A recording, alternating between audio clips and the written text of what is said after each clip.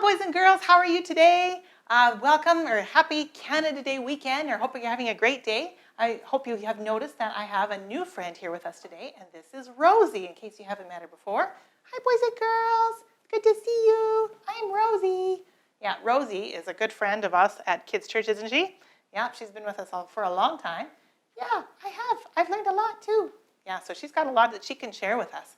And so today we're going to be talking about something new, and we're going to talk about it all summer. We're going to talk about what Jesus did for his disciples, because I'm going to let you in on a secret. Can you keep a secret, Rosie? I don't know. Can I keep a secret? How about you, Spencer? Can you keep a secret? Okay, well, I'm going to tell you a little secret about what Rowan's going to be preaching on, and he's going to be preaching on what happens when you become a disciple and what you do. Oh, wow, that's a really fun thing to talk about. Really important, too. Yeah, so we're going to talk about what actually Jesus does for his disciples. So when you become a disciple of Jesus, that's kind of fun, isn't it? That sounds like a great thing. Yeah, because Jesus actually did a lot of things for his disciples.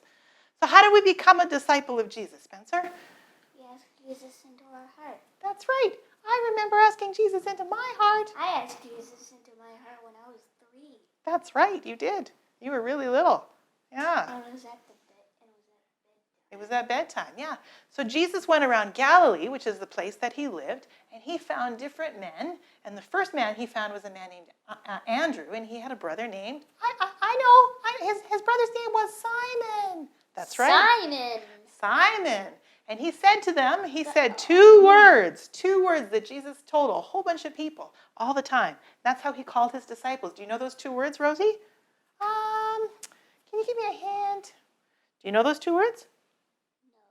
No? What did Jesus say when he wanted someone to become his disciple? I can tell you in French. Suivez-moi. Oh, I know. Follow me. And so that was the first thing that he said, follow me. Can you say follow me? Follow me, people. Follow me. Well, I don't know if he said people. He just said follow me. I think so, because he was like only talking to one at a time. I guess. Yeah. So Jesus says, and you know what? He has said that to each one of us today. He's given us the same invitation, and we can become his disciples. He has asked us, say, follow me.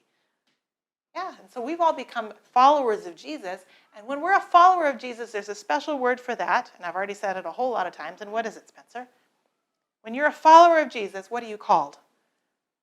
Disciple. A disciple. Yeah, that's right. We're disciples of Jesus. Exactly, right. And so when we become a disciple of Jesus, the first thing he does is he gives us a new identity. We become Christians. We become disciples. He gives us a purpose and a meaning to our life. And so when you ask Jesus into your heart, that's the first thing that happened. When Jesus told Simon and Andrew to come and follow him, he said, I will make you fishers of men. That's right. They were fishermen, and they were used to catching fish. But now Jesus said, I'm going to make you fishers of men. He gave them a new purpose and a new identity, something that they were going to do. He was going to teach them how to be a fisher of men, how to catch men for Jesus. But they could still fish for fish. Yes, they still fished for fish. Absolutely. They did, and they still had their boats, and Jesus used their boats all the time. Yeah, because it's actually the calming storm. Calming of the storm, and Shush, Jesus. Shush, shush. That's right. Yeah. Okay.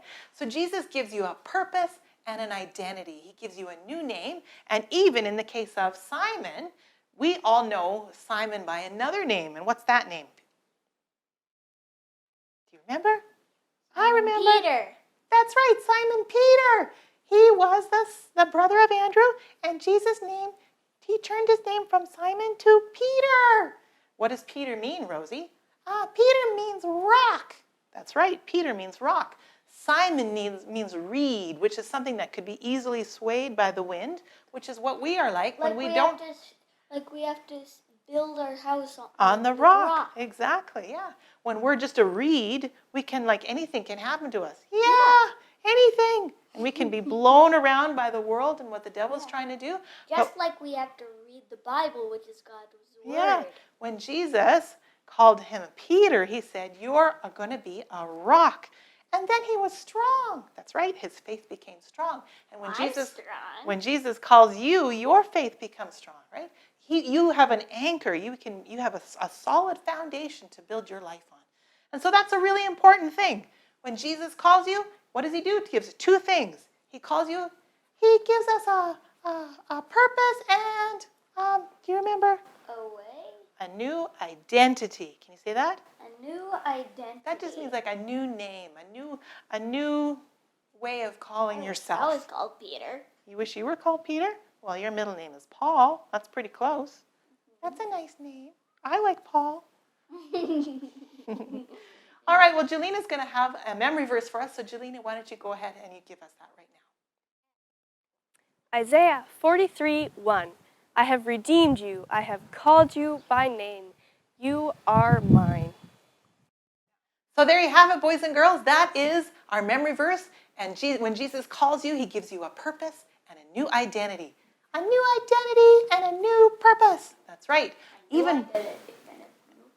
That's right. Even when we're called Christians, when you ask Jesus in your heart, you become a Christian. That comes from Jesus Christ. Christian. And that's the new name that you've been given. And you've been given a purpose to become a fisher of men. And you know what? After the memory verse, when Jesus says that I have called you by name and you are mine, then in the next few verses he goes on and talks about no matter where you are, he's always with you. Well, that's a relief because, I don't want to be without Jesus. Right? But if Jesus is in your heart, he's always with you, right? So boys and girls, if you haven't asked Jesus into your heart, we're just going to do a little prayer right now, okay? So Spencer, can you just repeat after me, you and Rosie, okay? All right, we're going to say, Dear Father, Dear Father, come into my heart, come into my heart, wash me clean, wash me clean, call me your own, call me your own, and give me a new purpose, and give me a new purpose. Thank you, Jesus. Thank you, Jesus. Thank you, Jesus. All right, and so when you've asked Jesus into your heart, you're his disciple. And we're going to just go into a whole bunch of details about what Jesus does for all of his disciples and what he's going to do for you. All right, see you next week. Bye-bye. Bye.